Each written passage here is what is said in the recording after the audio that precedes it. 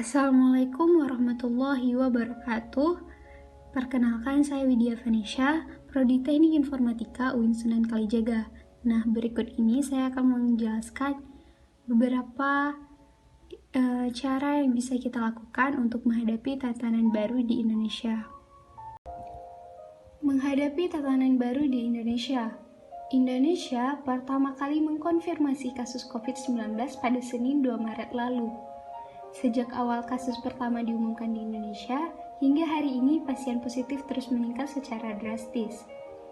Dikutip dari laman Panitia Gugus COVID-19 di Indonesia, menyebutkan bahwa kasus positif pasien corona pada Rabu, 3 Juni mencapai 28.233 kasus. Dari jumlah itu, pasien yang dinyatakan sembuh 8.406 orang dan 1.698 orang lainnya telah meninggal dunia. Corona telah memaksa kita untuk menerima perubahan sistem kehidupan yang mana sangat berpengaruh dalam hal kesehatan, pendidikan, ekonomi, dan sosial. Wabah COVID-19 di Indonesia telah berlangsung selama kurun waktu kurang lebih 4 bulan. Berbagai kebijakan telah diterapkan oleh pemerintah untuk mengatasi pandemi ini, mulai dari penerapan social distancing, physical distancing, menghimbau masyarakat agar selalu menggunakan masker saat keluar rumah, meliburkan sekolah dan tempat kerja, pembatasan kegiatan keagamaan dan pembatasan kegiatan di area publik, serta pembatasan sosial berskala besar atau PSBB, hingga rencana akan diterapkannya new normal. Pemerintah telah mengeluarkan kebijakan tentang pembatasan sosial berskala besar pada 10 April lalu, sekaligus dengan diterapkannya kedaruratan kesehatan masyarakat. Adanya kebijakan untuk warga asing yaitu dilarang untuk masuk atau transit di Indonesia. Pada akhir Maret lalu, satu persatu pemerintah daerah mengambil kebijakan diberlakukannya lokal lockdown, yang mana akses pendatang dari luar daerah dikurangi. Sampai akhirnya 1 Juni lalu, semua penerbangan di Indonesia resmi ditutup dan bandara tidak beroperasi seperti biasanya. Semua hal ini dilakukan guna memutus tali penyebaran pandemi COVID-19. Pemerintah Indonesia baru-baru ini merencanakan tatanan baru yang disebut new normal. Demi menjaga produktivitas di tengah pandemi virus corona, new normal ini direncanakan sebagai langkah dalam penanganan bidang sosial, ekonomi, pendidikan, dan budaya selama masa pandemi ini berlangsung. Tatanan kebiasaan dan perilaku yang baru berbasis pada adaptasi ini direncanakan demi membudayakan perilaku hidup bersih dan sehat. Wacana dan rencana pemerintah yang hendak menerapkan peraturan kebijakan new normal menemui berbagai respon sikap dari masyarakat.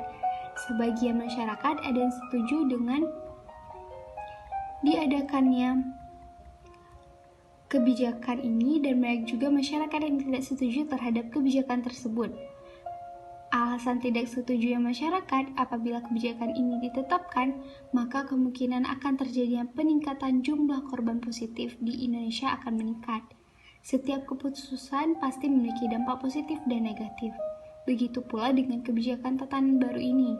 Terdapat dampak positif dan juga negatif. Dampak positif penerapan new normal. Dengan diberlakukannya kebijakan ini akan meningkatkan produktivitas masyarakat di bidang ekonomi, seperti sektor UMKM dapat kembali pulih dan dari sektor politik juga dapat meningkatkan kinerja masyarakat yang telah lama berada di rumah karena PHK, juga mulai stabilnya kehidupan di bidang sosial, budaya, pendidikan, dan kesehatan. Kemudian dampak negatif yaitu dapat memicu gelombang kedua COVID-19.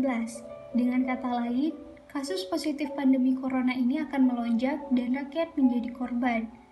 Kasus pandemi di Indonesia justru bisa mengalami kenaikan yang sangat signifikan sehingga membuat tenaga medis kewalahan dalam memberikan pelayanan kepada masyarakat, serta mengakibatkan pandemi COVID-19 di Indonesia semakin berkepanjangan.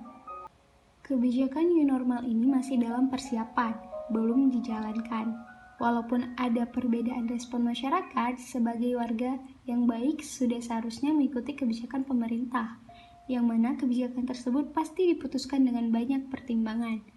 Ada rencana tatanan baru ini, kita harus mempersiapkan diri untuk menghadapi fase baru ini. Lalu, apa saja yang harus kita persiapkan menghadapi kehidupan baru new normal? Pertama, menerima perubahan dan menyesuaikan diri.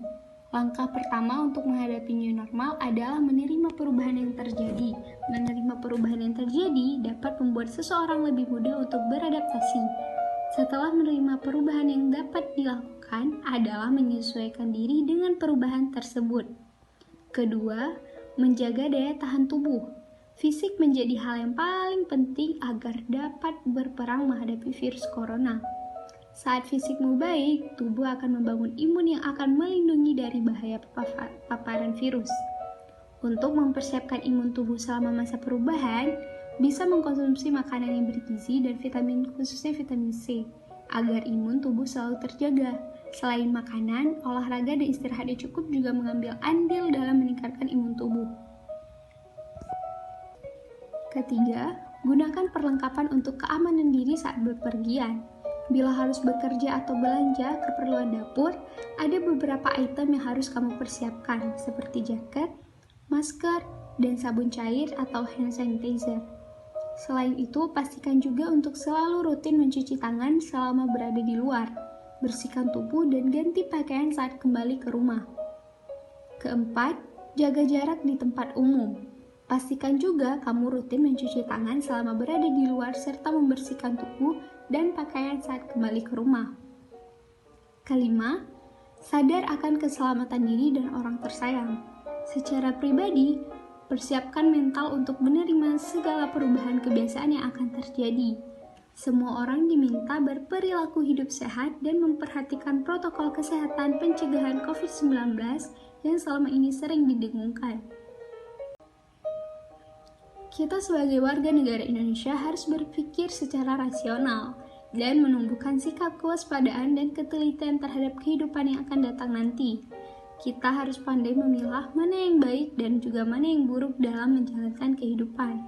Karena pada intinya, setiap orang itu pasti menginginkan yang terbaik untuk dirinya, keluarganya, kerabatnya, dan seluruh masyarakat Indonesia. Mari sama-sama kita jaga kesehatan dengan cara menjalankan protokol dan peraturan seperti mencuci tangan dengan sabun, memakai masker, jaga jarak, dan jangan keluar rumah kecuali ada hal yang sangat penting. Nah, terima kasih sudah menonton video saya. Semoga bermanfaat dan bersama-sama kita bisa melawan corona.